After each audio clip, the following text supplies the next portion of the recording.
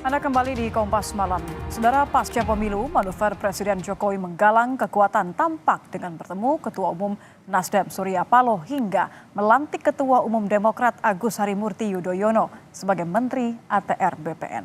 Namun di sisi lain, Capres Pemilu 2024 Ganjar dan Anies Baswedan solid soal wacana hak angket soal dugaan kecurangan pemilu. Tingginya suhu pasca pemilu kami hadirkan dalam ulasan Istana bersama jurnalis Kompas TV Friska Clarissa.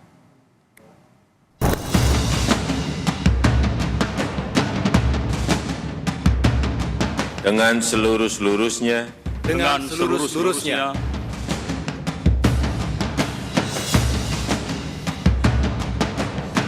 Kami terus di jalan perubahan.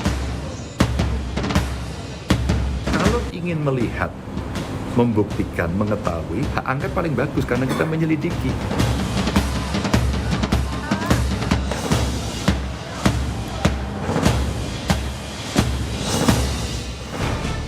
Dinamika politik pasca Pilpres makin hangat.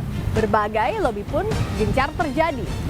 Salah satunya pertemuan Presiden Joko Widodo dan Ketua Umum Nasdem Surya Paloh yang menimbulkan tanya, apakah ini bagian strategi politik akomodasi dan berpeluang mempersempit berkembangnya ruang oposisi? Lengkapnya dalam ulasan Istana bersama saya, Friska Clarissa. Pasca pemilu, Presiden Joko Widodo bertemu Ketua Umum Partai Nasdem Surya Paloh di Istana Merdeka Minggu pekan lalu. Jokowi menyebut dirinya ingin menjadi jembatan bagi semua pihak. Namun mengenai siapa yang menginisiasi pertemuan Presiden dengan Ketum Nasdem, Jokowi enggan berkomentar. Menurutnya, yang terpenting pertemuan Minggu malam itu bermanfaat untuk politik di Indonesia. Pertemuan politik biasa. Itu Bapak yang mengundang atau Pak Surya Paloh yang mengajukan diri? Saya kira dua-duanya tidak perlu harus siapa yang mengundang siapa. Nggak perlu. Yang paling penting memang ada pertemuan dan itu akan sangat bermanfaat bagi perpolitikan kita, bagi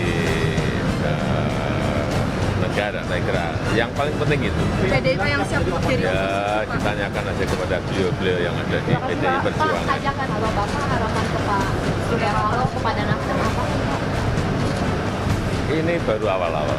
Tapi itu sebetulnya saya itu hanya menjadi jembatan. Yang paling penting kan nanti partai-partai lah. Namun Capres Pemilu 2024 Anies Baswedan menganggap pertemuan antara Ketua Umum Nasdem dan Presiden Jokowi di Istana adalah pertemuan biasa. Kalau pertemuan itu kedengaran media 2-3 hari sesudahnya, nah itu baru serius tuh. Tapi kalau belum kejadian sudah rame, nah itu berarti tontonan aja itu. Selang 3 hari, langkah politik Jokowi melantik Ketua Umum Demokrat Agus Harimurti Yudhoyono jadi perhatian.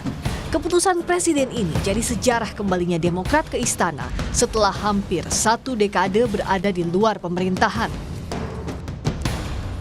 Taktik politik juga dilancarkan tim paslon Anies Muhaimin dan Ganjar Mahfud dengan menggulirkan wacana pengajuan hak angket ke DPR soal dugaan kecurangan pemilu 2024.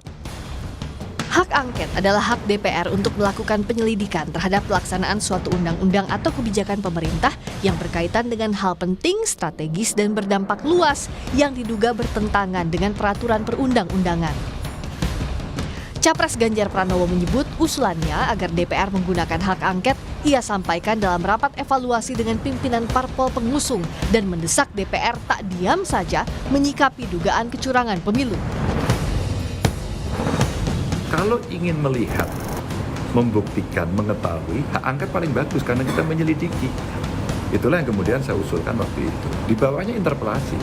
Minimum sebenarnya Komisi 2 memanggil penyelenggara pemilu, apa yang terjadi? Masa kayak gini diam aja? Enggak lah.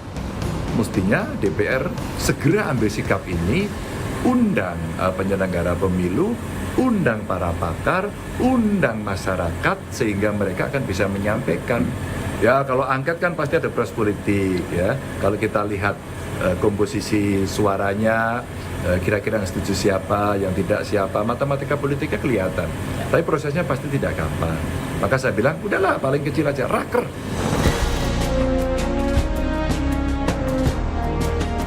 Capres Anies Baswedan mendukung wacana pengajuan hak angket dugaan kecurangan Pilpres di DPR yang digulirkan Ganjar. Anies yakin jika hak angket diajukan PDI Perjuangan sebagai fraksi terbesar di DPR, 3 partai politik anggota Koalisi Perubahan akan solid mendukung hak angket itu. Kami melihat itu ada inisiatif yang baik. Kami yakin bahwa Koalisi Perubahan, Partai Nasdem, Partai PKB, Partai PKS akan siap untuk bersama-sama. Ketua Umum Partai Demokrat yang juga Menteri ATR Kepala BPN Agus Harimurti Yudhoyono usai dilantik di Istana angkat bicara soal isu hak angket.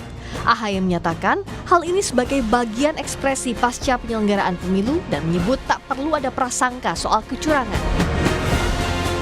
Berarti akan menentang ya jika ada hak angket pemilu soal kecurangan itu? Yang jelas kita tidak usah prejudis ya, ada kecurangan dan lain sebagainya. Saya tahu ini adalah bagian ekspresi dari berbagai kalangan pasca pemungutan suara. Itu wajar. Setiap tahun pemilu, dimanapun di negara manapun selalu ada isu-isu demikian. Tetapi saya punya keyakinan, walaupun sekarang masih penghitungan sementara, tetapi yang jelas sudah bisa terbaca siapa yang menjadi pemenang pemilu. Soal manuver menggalang kekuatan pasca pemilu, peneliti politik menilai lebih baik parpol yang tidak mendukung pemenang pemilu saat nanti diresmikan KPU tetap berada di jalur luar pemerintahan atau oposisi agar fungsi pengawasan berjalan maksimal. Sebetulnya ada secercah harapan bahwa oposisi akan cukup solid, mengingat bahwa partai-partai yang saat ini berpotensi, katakanlah berdasarkan quick count ya, untuk menjadi oposisi adalah partai-partai yang punya leadership yang solid, seperti PDIP, kemudian Nasdem, PKS, dan juga PKB ya. Sehingga tetap ada potensi bahwa setidaknya kita punya parlemen yang 50-50 dengan penguasa, dan saya kira itu good news ya, terutama bagi kami ilmuwan politik yang menghendaki berjalannya checks and balances dengan jauh lebih baik ketimbang tahun-tahun sebelumnya.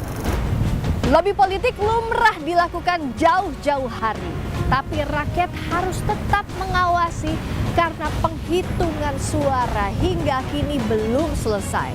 Pun manuver politik antar elit jangan sampai mempersempit check and balances untuk menjaga sehatnya iklim demokrasi.